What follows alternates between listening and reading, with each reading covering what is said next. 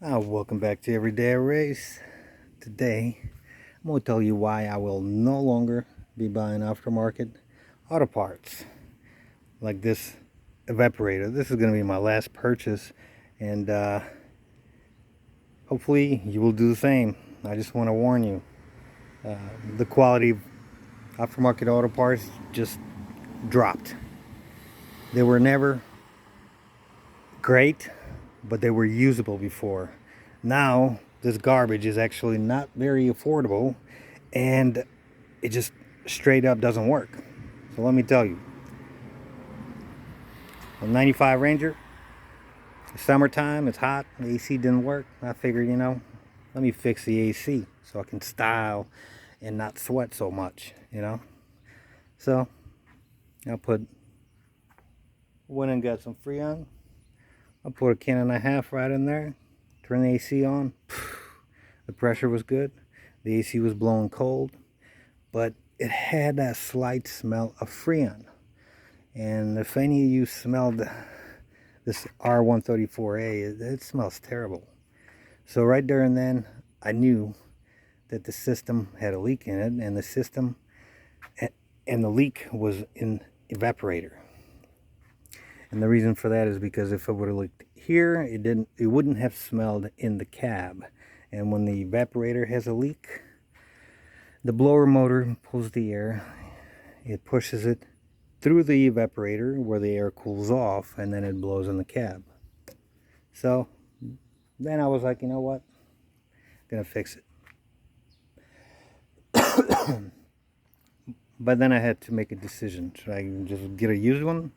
And since this is a 25-year-old truck, a 27-year-old truck, I was like, you know what, I'm probably not gonna have good luck buying a used one. I looked up a new one. I found a mid-price, which was this one was $65. Placed an order, and I had it 3 days later. So it was time to put it in. So I took it all apart.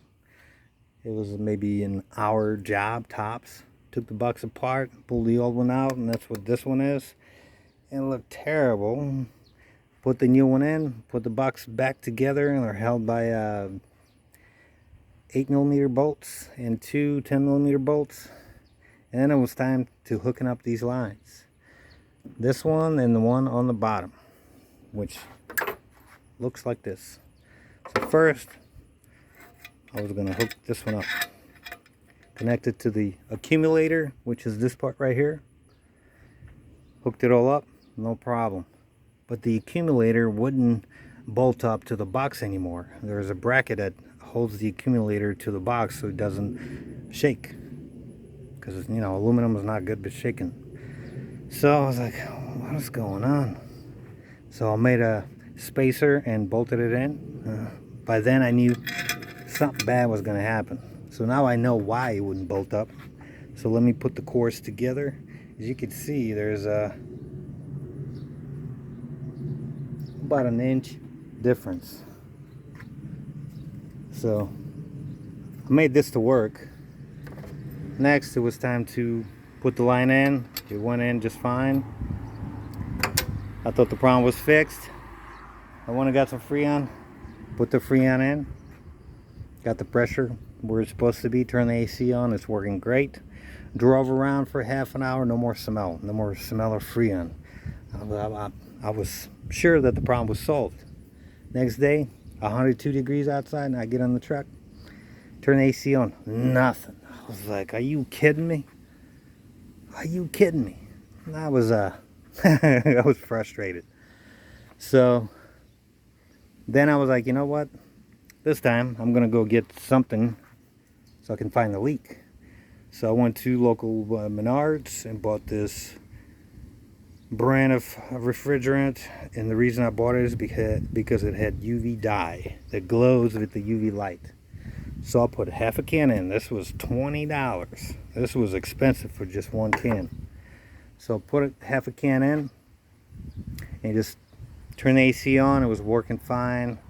Let it sit a whole day. Put this in the morning, nighttime, it got dark. I got my UV light, started flashing, looking for a leak. Guess what? Guess where it was leaking? It was leaking right right down there at this connection, or this connection right here. So I pulled the line off, and I was like, well, I guess I didn't replace the seals, and the old ones are probably bad. So I took the line to a local O'Reilly's, and they have a very good assortment of AC O-rings. Found the right size, bought 2 of them, put it on the line, put it back in, put the other half can in. AC was working. Next morning, guess what? No AC again. I get my UV light, and guess what? Once again, it was all bright all the way down there. So there was still a leak. So I was like, I don't feel like pulling this thing out. Well, what is the problem? So I took the line out once again. Then I went to the O'Reilly's again, and I told them I need seals just like the ones I bought yesterday, but thicker. So they gave me the whole box, and I picked the thicker seals. So I put it on there because it was just, it's kind of loose. It was moving around like this. So I figured thicker seals would take care of the problem because it was leaking right here. Put them in. Put a can in. I decided no longer buy the expensive one. So these cans were like $10 a piece. Put it in. Next day, no AC. I was like, forget about it. Went to the junkyard, bought a used one. Next day, pulled it all out. Pulled this one out of there. Put the used one back in there. I pressure tested it, so it didn't have any leak. Basically, I used the vacuum pump to apply it here, and I blocked this inlet or outlet, whichever way you're looking at it, and it held vacuum. So to me, it didn't have any holes. Put it in, guess what? Everything bolted in like it was supposed to be in the first place. Put 2 more cans in. Next day, it was like 104 degrees. I get in the truck and I'm like, yeah, I'm just gonna sweat all day. Turn the AC on, guess what? The problem was fixed. The problem was fixed. I couldn't believe it. I spent $65 on this, spent $20 on this, so it's $85. And then these were $10 a piece, so that's $40 plus 85. It was $125. And then I spent $10 on this and the spare line because I thought, maybe it was a problem at the junkyard. And it's just terrible. And now I'm looking at it and I was like, let me see what the problem was. So this is the old one out of my truck. So let me show you what the problem is. Now this is a much tighter fit. Let me put it in there without locking it in. All right, so to get it out, I have to really spin it. There it is. This came out. Now this one, the $65 one. You want me to pull it out? The problem is the inlet diameter is larger.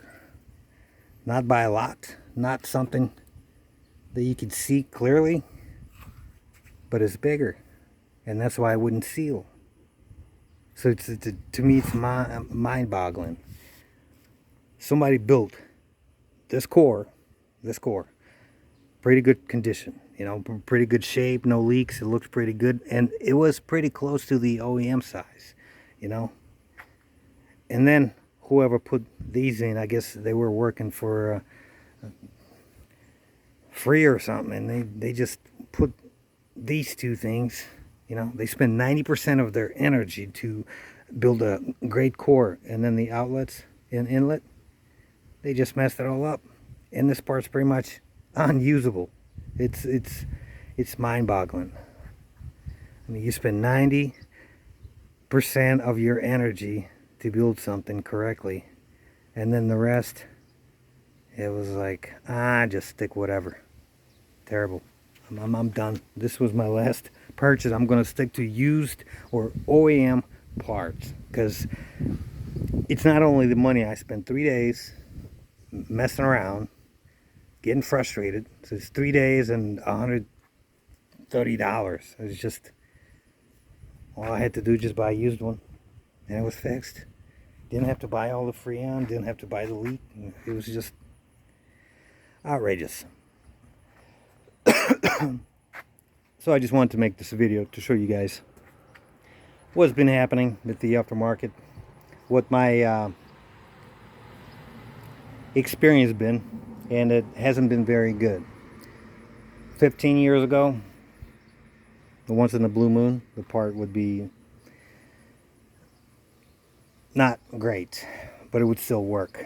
But nowadays, it seems like every part is built by a, I don't know, somebody that no legs, no arms, or no ability to build anything. So save your money, buy used parts or OEM parts, or buy something local. Maybe buy something local. I bought this online. Guess what? Return policy is going to cost me just as much money to ship it back. So there's no point doing it. I'm just going to toss it on the scrap pile. Or, I mean, yeah, that's pretty much. I'm not going to.